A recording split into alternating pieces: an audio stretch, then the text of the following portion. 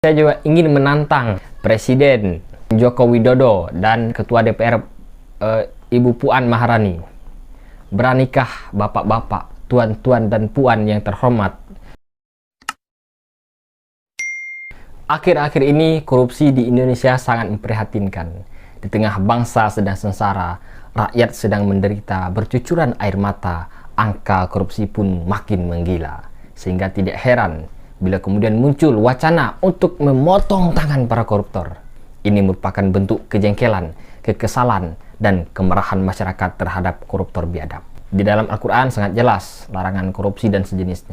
Quran Surah Al-Ma'idah ayat 38. Bismillahirrahmanirrahim.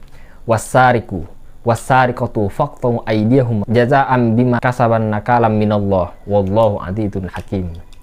Artinya, laki-laki yang mencuri dan perempuan yang mencuri, potonglah tangan keduanya sebagai pembalasan bagi apa yang mereka kerjakan dan sebagai siksaan dari Allah. Dan Allah Maha Perkasa lagi Maha Bijaksana.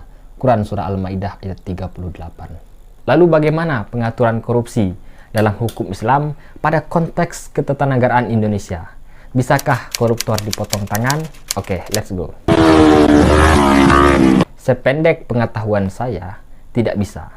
Jika Anda mengatakan bisa, saya terima dengan lapang dada. Silakan kemukakan dalil Anda, kita diskusi di kolom komentar. Jadikan ini hanya sebagai pemantik sajalah. Menurut Ali As'ad dalam kitab Fathul Mu'in, seorang koruptor Baitul Mal itu tidak bisa dipotong tangan. Nah, beliau berkata, wala bimalin masolih ka baitil mal wa inkana gonian bi anna lahu fi haqqan. Menurut Ali As'ad, dalam harta tersebut si pencuri ikut memiliki sebagian hak terhadap harta yang dicuri.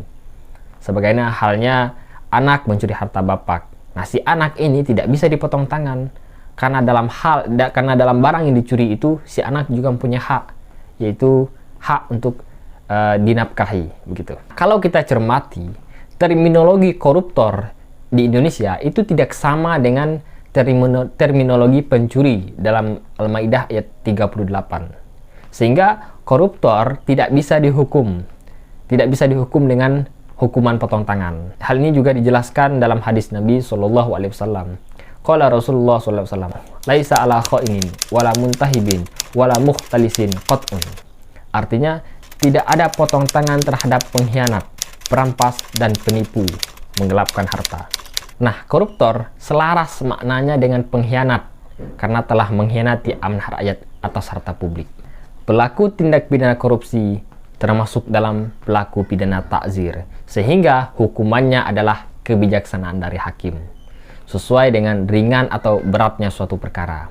Nah, pertanyaan saya, hukuman apa yang efektif untuk mengikis habis koruptor di Indonesia? Silakan dijawab di kolom komentar. Sebelum saya mengakhiri, saya juga ingin menantang para pembuat undang-undang, Presiden saat ini, Presiden Joko Widodo dan DPR, Ketua DPR Ibu Puan Maharani.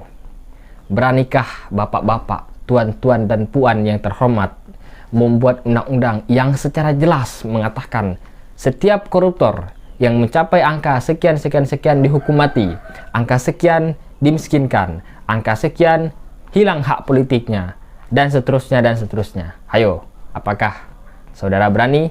Apakah bapak-bapak yang terhormat berani? Buktikan.